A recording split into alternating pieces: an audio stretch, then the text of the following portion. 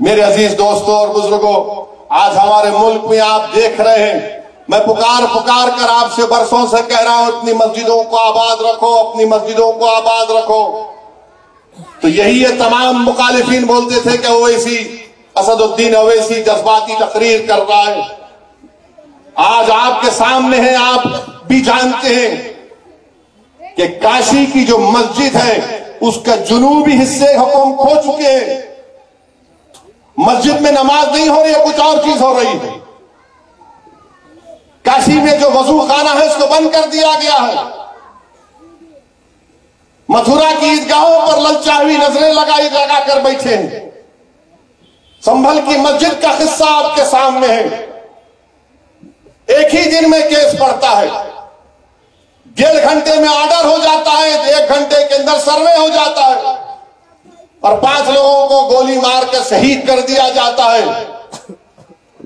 इससे भी दिल नहीं भरा तो मस्जिद, संभल की मस्जिद के सामने, संभल की मस्जिद आसार कदीमा का प्रोटेक्टेड मॉन्यूमेंट है। प्रोटेक्टेड मॉन्यूमेंट का कानून यह है कि उसके 100 मीटर के अतराफ में कोई तामीरी नहीं हो सकता। यह पार्लियामेंट का कानून है। मगर यह कौन सी संभल की पॉलिस है जो आसार कदीमा के प्रोटेक्टेड मस्जिद के 100 मीटर नहीं बल्कि उसके 5 फीट के फासले पर आउटपोस्ट बना रहे हैं, और वो आउटपोस्ट वक्फ की जमीन में बना रहे हैं। मुरादाबाद के 39A में वो वक्फ का दर्ज है, सुन्नी वक्फ बोर्ड में दर्ज है, वहां पर संभल की पुलिस बना रही। नरेंद्र मोदी गए थे कुवैत को, तो कुवैत के शेखों से बड़ा गले लपट के मिले। अब बुला के कुवैत के शेख को दिखाओ कि तुम्हारी हुकूमत यहां पर क्या कर रही है, क्या कर रही है उत्तर प्रदेश की हुकूमत। क्यों आउटपोस्ट बना रहे हैं संभल में, ताकि पीछे जो बाउली निकली है उसका रास्ता बंद करना चाहते। अरे वक्फ की जायदाद पर, तुम जमीन पर जो वक्फ औलाद है, अब ये नया बिल जो हुकूमत लाई है उसमें वक्फ औलाद को मुकम्मल कमजोर करके रख दिया गया। पुकार कर कह रहे थे, आज भी कह रहा हूं, वो वक्फ का बिल इसलिए लाया गया ताकि मुसलमानों से उनकी मसाजिद को छीन लिया जाए, ताकि मुसलमानों से उनकी दरगाहों को छीन लिया जाए, कब्रस्तानों को छीन लिया जाए, यतीम खानों को छीन लिया जाए।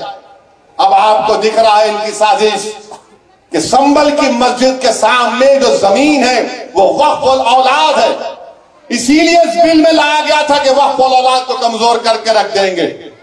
अब वहां पे कलेक्टर साहब बोल रहे कि नहीं हमारे को कोई कागज दिखाई नहीं। अब कलेक्टर साहब, आपको जो देखना चाह रहे आप देख रहे, जो नहीं देखना चाह रहे नहीं देख रहे। आप जो आपको बीजेपी योगी बोल रही है वही आप देख रहे। मगर 95 एक्ट के तहत सुन्नी वक्फ बोर्ड के मुरादाबाद में 39A में जमीन रजिस्टर्ड है। मेरे अजीज दोस्तों और बुजुर्गों, अपने इत्तेहाद को मजबूत रखिए। याद रखिए, सरजमीन हैदराबाद पर आपकी एक अलहदा सियासी क़यादत है जिसको आपके हमारे बुजुर्गों ने बरसों से मजबूत किया है, और आपकी एक सियासी अलहदा क़यादत की वजह से आप देखते हैं कि हिंदुस्तान की पार्लियामेंट में मजलिस इत्तेहादुल मुस्लिमीन बेबाकी के साथ उन तमाम मसले और मसाइल को उठाती। हालिया पार्लियामेंट का सेशन हुआ, हमारे आईन के, संविधान के 75 साल को मनाया गया। जब मैंने पार्लियामेंट में उठकर कहा कि 1962 दिसंबर में श्रीनगर में अल्लाह के रसूल सल्लल्लाहु अलैहि वसल्लम के मुंह मुबारक की चोरी हुई थी, पूरे मुल्क में दंगा हुआ, और उसके बाद मौजूदा बंगाल जो हमारे मुल्क में है वहां से 8 लाख मुसलमानों को जबरन मौजूदा बांग्लादेश में ढकेल दिया गया। तो कई लोग यकीन नहीं किए, मेरे घर पर आए, बोले आपने कहा कैसा है, मतलब ये सबूत, ये कागज है हुकूमत हिंद का उस वक्त का, बताओ झूठ है क्या ये। खामोश हो गए। पुरानी पार्टी के बड़े चाहने वाले भी थे, बोले ये कहां से निकाल के लाते आप। मैं सच्चाई को बता रहा हूं, 8 लाख। आज आसाम में लोगों को फॉरेनर्स कैंप में डाला जा रहा है। अरे 1960 में पंडित नेहरू के मरने से 1-1.5 साल पहले 40,000 मुसलमानों को आसाम त्रिपुरा से ये कहकर उस वक्त के ईस्ट पाकिस्तान में ढकेल दिया गया कि ये पाकिस्तानी है। बताइए मेरे अजीज दोस्तों और बुजुर्गों, यही तो मैं आपसे अर्ज कर रहा हूं कि अपने कलाइदा सियासी शनाख्त क़यादत को मजबूत आपने किया है, इसको और मजबूत रखिए। सवाल मेरे असदुद्दीन अवैसी या मुमताज अहमद खां का नहीं, आज हम हैं कल नहीं रहेंगे, दुनिया का निजाम है।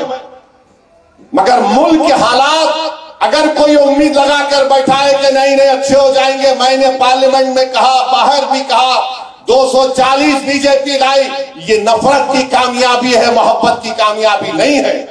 उस वक्त भी लोग यकीन नहीं किया, आज भी कह रहा हूं आपको, ये सब जो नए नए कानून बनाना चाह रहे कि एक ही वक्त में असेंबली, पार्लियामेंट और बल्दिया के इलेक्शन करवाए जाएंगे। क्यों करवाए जाएंगे? ताकि इनको फायदा हो जाए।